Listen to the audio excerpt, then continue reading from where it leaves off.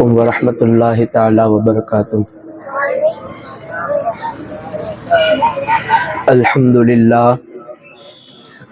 للہ رب العالمین والعاقبۃ للمتقین والصلاة والسلام علی سید الانبیاء والمرسلین وعلی آلہ واصحابہ اجمعین، اما بعد فاعوذ باللہ من الشیطان الرجیم، بسم اللہ الرحمن الرحیم۔ یا ایہا الرسول بلغ ما انزل الیک من ربک وَإِن لَّمْ تَفْعَلْ فَمَا بَلَّغْتَ رِسَالَتَهُ وَاللَّهُ يَعْصِمُكَ مِنَ النَّاسِ إِنَّ اللَّهَ لَا يَهْدِي الْقَوْمَ الْكَافِرِينَ۔ صدق اللہ العظیم وصدق رسولہ النبی الامین المکین المختار الکریم، ونحن علی ذلک لمن الشاہدین والشاکرین والذاکرین والحمد للہ رب العالمین۔ میرا آقا علیہ الصلوۃ والتسلیم کے پیارے دیوانوں، میں نے ابھی جس آیت کریمہ پڑھنے کا شرف حاصل کیا، اس کا معنی اور مطلب سمجھنے اور سمجھانے سے قبل حضور صلی اللہ تعالیٰ علیہ وسلم کی بارگاہ بے کس پناہ میں اپنی غلامی کا سچا اور پکا ثبوت دیتے ہوئے بآواز بلند درود پاک پڑھی، اللہم صلی علی سیدنا و مولانا محمد معدن الجود الکرم والی وبارک وسلم، صلو صلاۃ و سلام علیک یا رسول اللہ صلی اللہ تعالیٰ علیہ وسلم۔ غیظ میں جل جائے بے دینوں کے دل، یا رسول اللہ کی کثرت کیجئے، اور یا رسول اللہ دہائی آپ کی گو شمال اہل بدعت کیجئے۔ یا رسول اللہ کے نعرے سے جس کو پیار ہے، جس نے یہ نعرہ لگایا اس کا بیڑا پار ہے، اور غلام احمد مختار یوں پہچانے جائے گے کہ محشر میں بھی ہوگا ان کا نعرہ یا رسول اللہ۔ پھر آقا علیہ الصلوۃ والتسلیم کے پیارے دیوانوں، آج میری تقریر کا عنوان تبلیغ رسالت پر ہے۔ اللہ تبارک و تعالیٰ سے دعا ہے کہ اللہ تبارک و تعالیٰ مجھے اس موضوع پر حق بیان کرنے کی توفیق عطا فرمائے۔ پھر آقا علیہ السلام کے پیارے دیوانوں، اللہ تبارک و تعالیٰ قرآن مجید میں ارشاد فرماتا ہے، یا ایھا الرسول بلغ ما انزل الیک من ربک وان لم تفعل فما بلغت رسالتہ واللہ یعصمک من الناس ان اللہ لا یہدی القوم الکافرین۔ یعنی کہ اے رسول پہنچا دیجئے جو کچھ بھی اتارا گیا آپ کی طرف آپ کے پروردگار کے جانب سے، اور اگر آپ نے ایسا نہ کیا اور نہ پہنچایا تو اللہ تبارک و تعالیٰ آپ کو بچائے گا لوگوں کے شر سے۔ یقیناً اللہ تبارک و تعالیٰ کافر کو ہدایت نہیں دیتا۔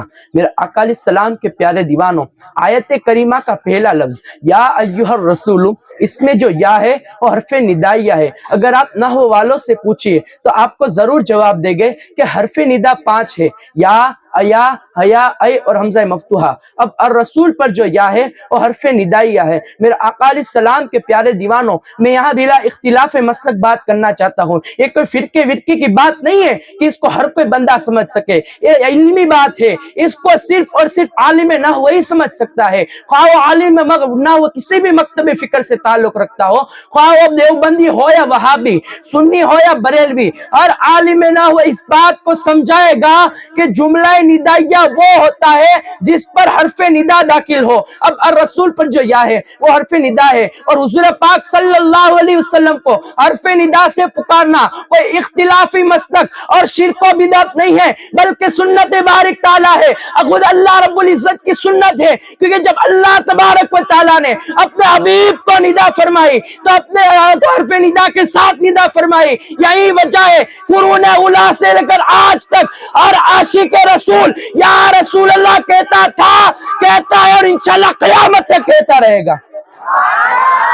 میرا آقا علیہ السلام کے پیارے دیوانوں، یہاں مجھے ایک بات یاد آ گئی، امام بخاری کی لکھی ہوئی بات ہے، بہت پیاری بات ہے۔ امام بخاری نقل فرماتے ہیں کہ جب حضرت عبداللہ ابن عمر کا پاؤں سن ہو گیا تو کسی شخص نے آپ سے کہا، ہے عبداللہ ابن عمر، اس شخص کا نام لیجئے جسے آپ سب سے زیادہ محبت کرتے ہو۔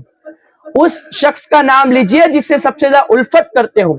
तो हजरत इब्ने उमर ने कहा, या मोहम्मद, अजीब बात है, आज 14वीं सदी के अंदर, 15वीं सदी के अंदर अगर कोई शख्स बड़ी बीमारी का शिकार हो जाता है, बड़ी अलालत का शिकार हो जाता है, तो अच्छे से अच्छे डॉक्टर के पास जाकर, अच्छे से अच्छे तबीब के पास जाकर अपनी बीमारी का इलाज करवाता है। मगर कुर्बान जाओ हजरत अब्दुल्लाह इब्ने उमर पर, कुर्बान जाओ हुजूर अलैहिस्सलाम के सहाबा पर। जब सहाबा से पूछा जाए, ऐ सहाबी रसूल, इस बीमारी का इलाज क्या है, तो यही कहते हैं, उज़कुर अहब्बन नास, उस शख्स का जिक्र करो जो तमाम लोगों में सबसे महबूब हो।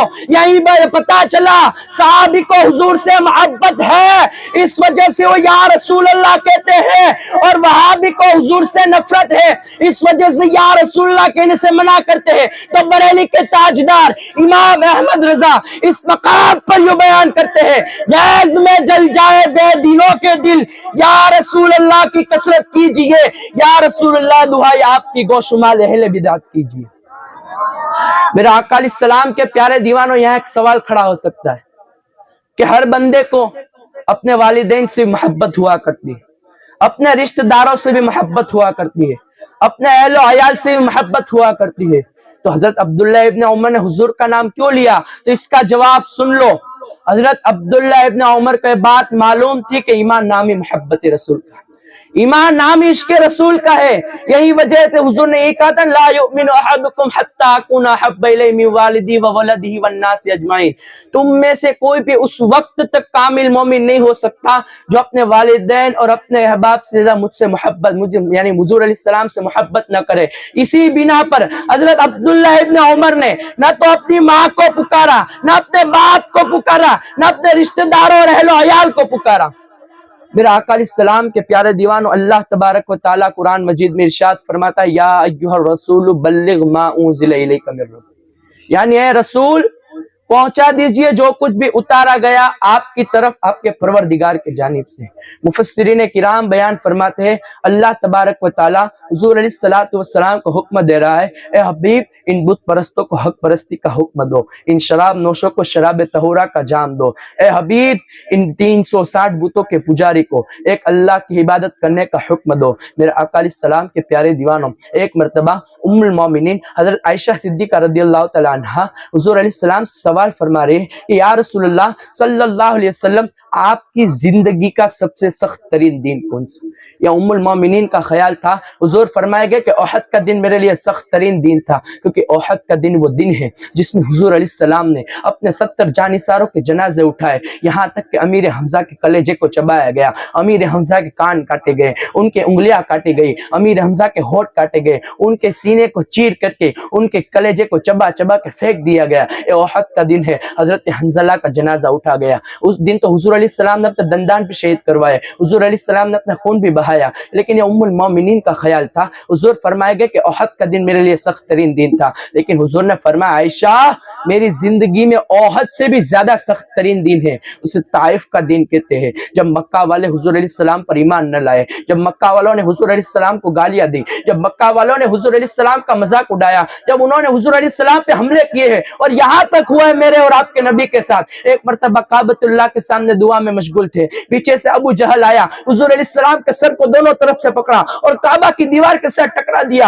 हुजूर अलैहिस्सलाम का सर फट गया, हुजूर अलैहिस्सलाम को ऐसे हाल में छोड़ दिया। हुजूर कैसे भी करके अपने हुजरा मुबारक में पहुंचे, तो हजरत सफिया ने अपना दुपट्टा फाड़ करके हुजूर अलैहिस्सलाम के सर पर बांधा और कैसे भी करके खून रोका। उस वक्त अमीर हमजा शिकार पर गए हुए थे, अभी अमीर हमजा ईमान नहीं लाए, अमीर हमजा उस वक्त शिकार पे गए थे। शिकार से आए तो हजरत सफिया ने कहा, ऐसे ही शिकार करते रहोगे, अपने भतीजे का हाल भी सुनोगे? तो कहा, क्या हुआ मेरे भतीजे को? तो पूरा वाकया बयान किया कि हुजूर अलैहिस्सलाम काबतुल्लाह के सामने दुआ में मशगूल थे, पीछे से अबू जहल आया, हुजूर अलैहिस्सलाम के सर को दोनों तरफ पकड़ काबा की दीवार के साथ टकरा दिया, हुजूर अलैहिस्सलाम का सर फट गया। कहा, ऐसी बात है? हजरत अमीर हमजा गुस्से में आ गए, अपनी कमान और तलवार को लेकर घोड़े पर सवार हुए और वो अबू जहल के घर पर पहुंचे, अबू जहल के सर को दोनों तरफ से पकड़ा और काबतुल्लाह के सामने लाकर काबा की दीवार के साथ टकरा दिया और अबू जहल का सर भी फट गया, अबू जहल को भी ऐसे हाल में छोड़ दिया। फिर हुजूर अलैहिस्सलाम की बारगाह में अमीर हमजा कहा, भतीजे खुश हो जाओ, कहा भतीजे खुश हो जाओ। तो हुजूर अलैहिस्सलाम ने अपनी नजरें उठाई और कहा, क्या हुआ चचा? तो कहा कि भतीजे खुश हो जाओ, मैंने तुम्हारा बदला ले लिया। कहा, क्या हुआ, कुछ समझाएंगे? तो कहा कि جس طرح ابو جہل نے تمہارا سر پٹکا کر سر پھاڑ دیا، ایسے ہی میں نے ابو جہل کا بھی سر پھاڑ دیا۔ ایسی بات ہے، اگر میں ایسے خوش نہیں ہوں، اگر چچا آپ مجھے خوش کرنا چاہتے ہو تو پڑھو کلمہ لا الہ الا اللہ محمد رسول اللہ صلی اللہ علیہ وسلم۔ یہاں تک ہوا ہے میرے اور آپ کے نبی کے ساتھ، حضور علیہ السلام کا خون بہایا گیا، لیکن حضور علیہ السلام نے فرمایا عائشہ میری زندگی میں احد سے بھی زیادہ سخت ترین دن ہے، اسے طائف کا دن کہتے ہیں۔ حضور طائف پہنچے، وہاں کے سردار عبد یالل سے بات کی، اسلام کی دعوت دی۔ عبد یالل نے حضور کی بات نہ سنی، حضور علیہ السلام کا مذاق اڑایا، اس نے لچوں لفنگوں کو جمع کیا اور جھنڈ بنایا، کہا اس کے پیچھے جاؤ اور چلاؤ، اور حضور علیہ السلام کو لوگ گالیاں دینے لگے، حضور علیہ السلام کے پیچھے ہنسنے لگے، حضور کا مذاق اڑانے لگے۔ ان لوگوں نے حضور علیہ السلام کو گالیاں دی، اور ایک نے تو ایسے کہا اللہ اکبر، ایک شخص نے کیا کہا کہ تم ایک ہی ملے تھے اللہ کو نبی بنانے کے لیے؟ تو حضور علیہ السلام کو ایسے بڑھتے ایسے الفاظ کہے، حضور علیہ السلام کو لوگ کہتے کہ نکل جاؤ ہماری بستی سے۔ حضور فرماتے عائشہ میں بستی سے کیسے بھی کر کے باہر نکلتا، آگے سے وہ دونوں طرف قطاریں باندھ کر کھڑے رہ گئے۔ میرے آقا علیہ السلام کے پیارے دیوانوں، وہ جو پیچھے سے ایک تو نہ پیچھے سے گالیاں دے رہے تھے، اور جو آگے دونوں طرف قطاریں باندھ کر کھڑے رہ گئے تھے، ان لوگوں نے حضور علیہ السلام پر پتھر برسانے شروع کیے، حضور علیہ السلام کے اوپر پتھر برسائے، ان لوگوں نے حضور علیہ السلام کا خون بہایا، یہاں تک کہ حضور علیہ السلام کے لباس مبارک خون سے لت پت، حضور کا جسم مبارک خون سے لت پت، حضور کی نالین خون سے بھر گئی۔ حضور فرماتے عائشہ جب چلنا نہ ہوا تو میں بیٹھ گیا، حضور فرماتے عائشہ جب چلنا نہ ہوا تو میں بیٹھ گیا، تو طائف والے میرے بازو پکڑ کر مجھے اٹھاتے، پھر پتھر مارتے، پھر اٹھاتے، پھر پتھر مارتے، میرے پنڈلیوں پر پتھر مارتے۔ پنڈلی جسم کے اس عضو کو کہتے ہیں جس پہ گوشت بہت کم اور ہڈیاں زیادہ ہوتی ہے، تھوڑی بھی چوٹ لگ جائے تو بہت درد ہوتا ہے۔